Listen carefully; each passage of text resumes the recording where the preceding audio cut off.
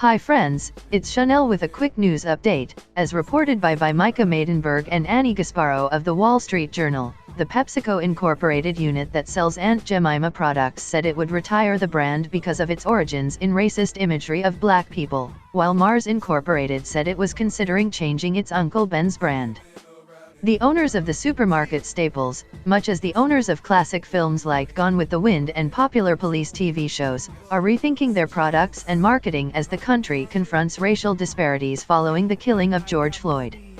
More companies are commemorating Juneteenth, and NASCAR has banned the Confederate battle flag at its events. PepsiCo's packaged foods unit said Wednesday it would remove imagery of the black woman from the Aunt Jemima brand's pancake mixes, syrups and other products, and change its name. The company didn't disclose the new name, but said packaging changes will appear throughout the fourth quarter. Mars told the Wall Street Journal it is considering changing the Uncle Ben's brand and its imagery, which features a white-haired black man. We don't yet know what the exact changes or timing will be, but we are evaluating all possibilities, the closely held food giant said. The Aunt Jemima brand dates back to 1889. It was inspired by a popular song, Old Aunt Jemima, typically performed in minstrel shows by a white man in blackface. The creators of the pancake brand hired a former enslaved woman, Nancy Green, to be its spokeswoman. She made her debut as Aunt Jemima at the Chicago World's Columbian Exposition of 1893, singing, telling stories and making pancakes outside a booth designed to look like a giant flour barrel, according to Black Hunger, Soul Food and America, by Doris Witt.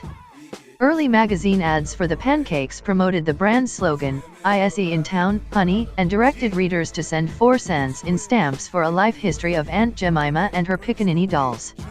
The pancakes' packaging featured an image of a black woman wearing a headscarf. 3 years after Ms. Green's death, Quaker Oats bought the business in 1926 and hired a new spokeswoman, Anna Robinson, a heavier woman whose appearance was closer to the mammy stereotype of the minstrel shows. The company redesigned the brand around her likeness.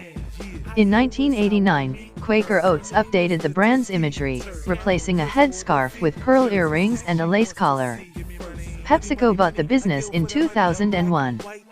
We recognize Aunt Jemima's origins are based on a racial stereotype, Kristen Crowe-Flo, Chief Marketing Officer at PepsiCo's Quaker Foods North America business, said. While work has been done over the years to update the brand in a manner intended to be appropriate and respectful, we realize those changes are not enough. The unit also sells Quaker Oats and Racial Stereotype. Mars said the Uncle Ben's brand dates back to the early 1940s and was inspired by 2 people. The name came from a black Texan farmer, known as Uncle Ben, who grew high-quality rice, the company said. The face that appears on boxes and that has come to personify the brand was a Chicago maitre d' named Frank Brown, Mars said. Since then we have evolved and modernized the iconic logo, Mars said. Originally, the image showed a white-haired black man in a blue suit with a black bow tie. Mars revamped the brand in 2007, elevating Uncle Ben to chairman of an imaginary rice company as part of an online ad campaign that showed the character in an opulent office. The effort to reinvent Ben received mixed reviews, with critics noting he still had the black bow tie evoking servitude as well as the uncle honorific, reflecting a period when white Southerners used aunt and uncle because they didn't want to address black people as Mr. and Mrs. David Pilgrim, founder of the Jim Crow Museum of Racist Memorabilia at Ferris State University, said that historically commercial images like Aunt Jemima and others reduced African Americans to one-dimensional servants who were happy to be serving white people. The Aunt Jemima image ties into the history of portrayals of black women as mammies, while the aunt and uncle modifiers in that brand and in Uncle Ben's products dismissed black people of their identities, he said. The fact that a company is willing at this point to not just revisit it but remove it means they've had some really intense conversations and they've come to a conclusion that a lot of us came to a long time ago, that these are vestiges of the Jim Crow era and you are using vestiges of the Jim Crow era to sell your products, Dr. Pilgrim said. Earlier this year, Dairy Co-op Land O'Lakes dropped the indigenous woman, Mia, it had long featured on its packaging. The company said the change was meant to better reflect its culture. The image, which first appeared in 1928, showed a kneeling woman in stereotypical garb and holding a Land O'Lakes container.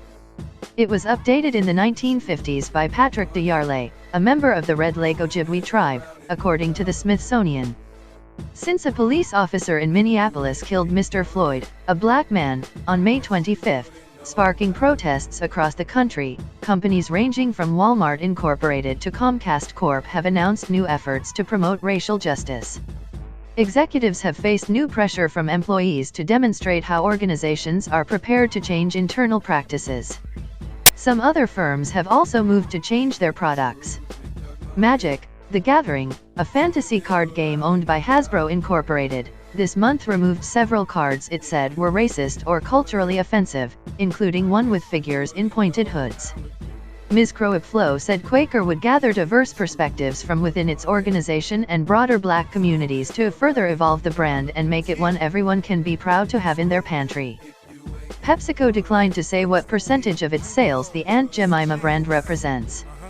Cowen analyst Vivian Azer estimated that Aunt Jemima products account for less than 1% of the company's sales, which totaled more than $67 billion last year. The brand will donate a minimum of $5 million over the next 5 years to support and engage with black communities, Quaker said. Let's hope more major brands begin to take these necessary steps to implement change and just talk about it. Till next time, be safe everyone.